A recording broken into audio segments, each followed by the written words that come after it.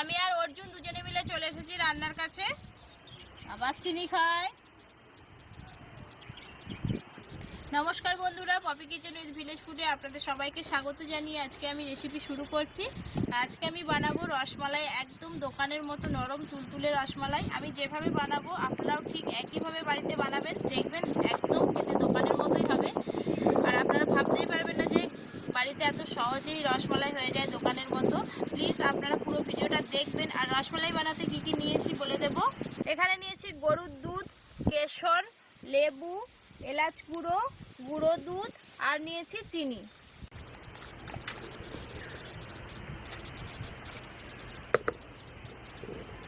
এখানে আমি 2 কিলো গরুর দুধ নিয়েছিলাম। মালাই করার জন্য কিছুটা দুধ রেখে দেব, বাদ বাকি দুধে ছানা কাটিয়ে নেব।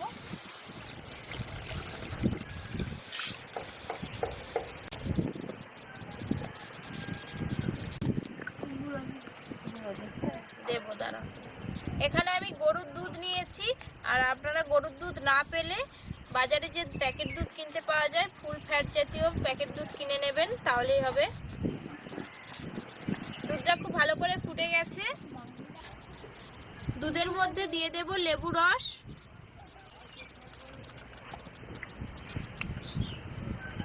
লেবু রসের পরিবর্তে এখানে আপনারা ভিনিগারও দিয়ে ছানা কাটিয়ে নিতে পারেন।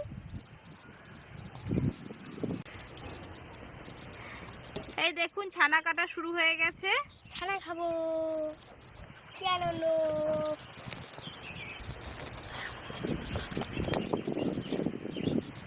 বন্ধুরা, দুধটা ফুটে যাওয়ার পরই কিন্তু লেবু কিংবা ভিনিগার দিতে হবে।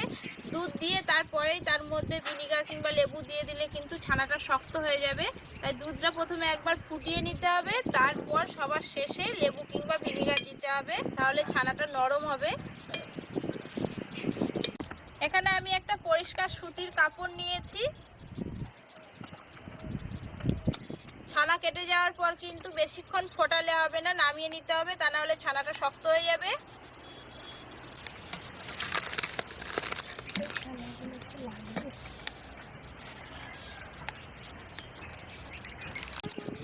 এই ছানার জলটা রেখে দিলে পরের দিন কিন্তু এই জল দিয়ে আবার ছানা কাটানো যায় বন্ধুরা। ঠান্ডা জল দিয়ে ছানাটা একটু ভালো করে ধুয়ে নেব।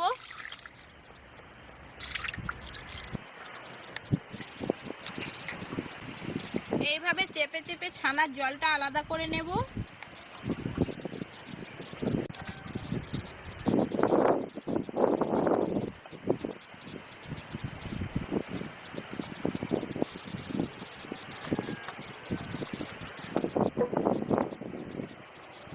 এইভাবে ছানাটা আমি 15 থেকে 20 মিনিটের জন্য ঝুলিয়ে রাখবো, এতে করে ছানার যে এক্সট্রা জল আছে সেটা ঝরে যাবে।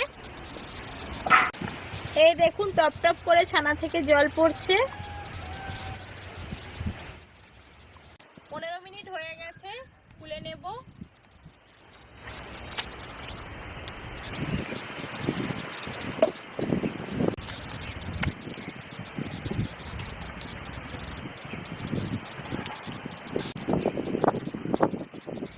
ছানা খাবো। হ্যাঁ, ছানা খাবে। ছানাটা খুব ভালো করে মেখে নেব। ছানাটা কিন্তু আমি রসগোল্লার মতো এইভাবে চেপে চেপে মাখবো না, হাত দিয়ে এইভাবে মেখে নেব। ছানার যে গুল্লি গুল্লি ভাব আছে সেইগুলো শুধু প্লেন করে নেব। বেশি জোরে জোরে ঘষলে কি হবে, ছানার যে তেল বেরোয় কিংবা যে ফ্যাটটা আমরা বলি সেটা কিন্তু বেরিয়ে যাবে। তাই এইভাবে মেখে নেব।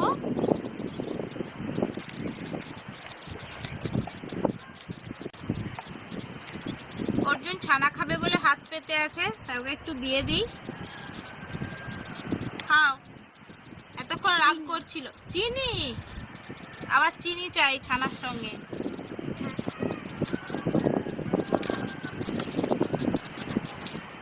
এইভাবে ছানাটা বেশ কিছুক্ষণ ধরে ভালোভাবে মেখে নেব।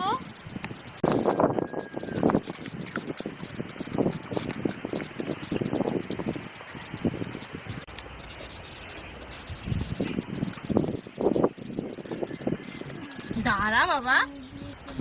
হ্যাঁ, চিনি দিয়ে খেলে তাহলে আর রসমালাই খেতে হবে না। রসমালাই খাবি না তো? তাহলে এবার আমি একটা ডো বানিয়ে নেব। কি করছিস তুই? হ্যাঁ, এই দেখুন ছানাটা আমি এইরকম নরম করে মেখেছি, আর ছানাটা মাখার পর যখন আমি ডো করে নিলাম তখন দেখুন আমার হাতেও কিন্তু আর একটুকু লেগে নেই, আর এই বারকোষটাতেও একটুকু লেগে নেই। তার মানে রসমালাইয়ের জন্য ছানাটা তৈরি হয়ে গেছে। রসমালাই কে খাবে? তুমি দুষ্টু করছো, পাবে না। এদিকে চিনির সিরাপটা তৈরি করে নেব। ওনার মধ্যে দিয়ে দেব চিনি। আমি এই বাটির মাপে চিনি নেব, 2 বাটি চিনি।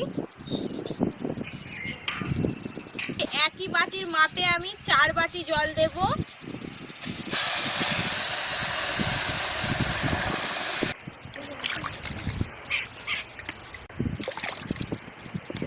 এদিকে চিনির সিরাপটা হতে থাক, ওইদিকে আমি রসমালাইয়ের জন্য ছোট ছোট করে লেচি কেটে নেব।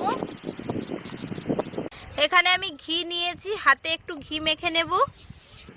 একদম ছোট ছোট করব, কারণ এইগুলো আবার রসে দিলে ফুলে বড় হবে। আর রসমালাই খুব বেশি রসগোল্লার মতো বড় হয় না, রসগোল্লার থেকে ছোট ছোট হয়।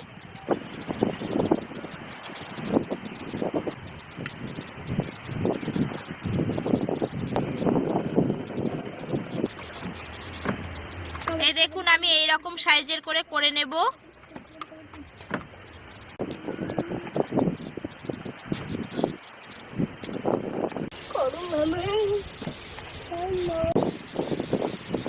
আজকে আমি গোল গোল করে রসমালাই বানাবো, তাই গোল করছি। আপনারা যদি একটু লম্বা পছন্দ করেন সেক্ষেত্রে ল্যাংচার মতো এটাকে একটু লম্বা করে শেপ করে করতে পারেন। এই লেচিটা রয়ে গেল, আমি আর করব না কারণ আমার কড়াইটা ছোট। এখানে এইগুলো দিলেই কড়াই ভর্তি হয়ে যাবে মিষ্টি। এটা বাড়িতে পরে করে নেব। এইদিকে চিনির সিরাপটা আমি একবারে টকবকে করে ফুটিয়ে নিয়েছি। এবার চিনির সিরাপে দিয়ে দেব।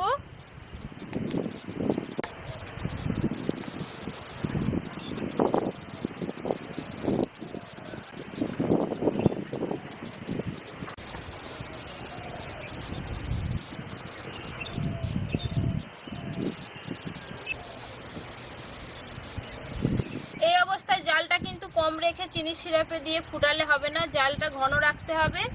চাপা দিয়ে মিনিট 5 মতো রেখে দেব। কি হচ্ছে?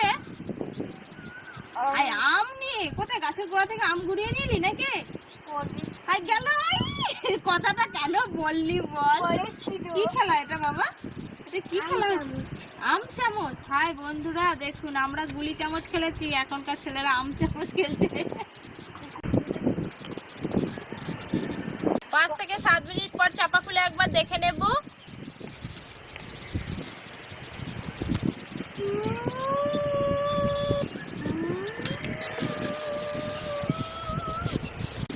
আর একবার চাপা দিয়ে দেব। আর মিষ্টিগুলো ফুটানোর সময় চিনির সিরাপটা যদি কম হয়ে যায় তাহলে কিন্তু এই অবস্থায় আপনারা গরম জল একটু দিয়ে দেবেন। মোট আমি এখানে 10 থেকে 15 মিনিট মিষ্টিগুলো ফুটিয়ে নিয়েছি।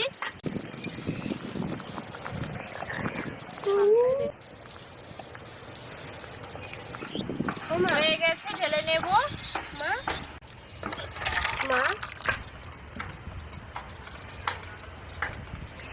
এইদিকে মিষ্টিটা একটু ঠান্ডা করে নেব। মালাইয়ের জন্য প্রথমে আমি কড়াই দিয়ে দেব দুধ।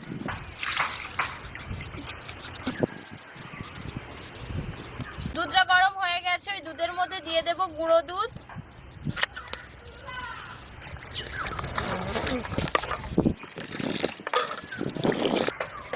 দুধের মধ্যে দিয়ে দেব এলাচ গুঁড়ো।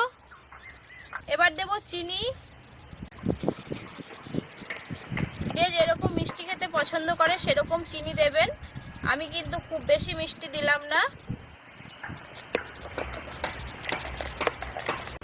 দুধ ফুটিয়ে কিছুটা ঘন করে নিয়েছি।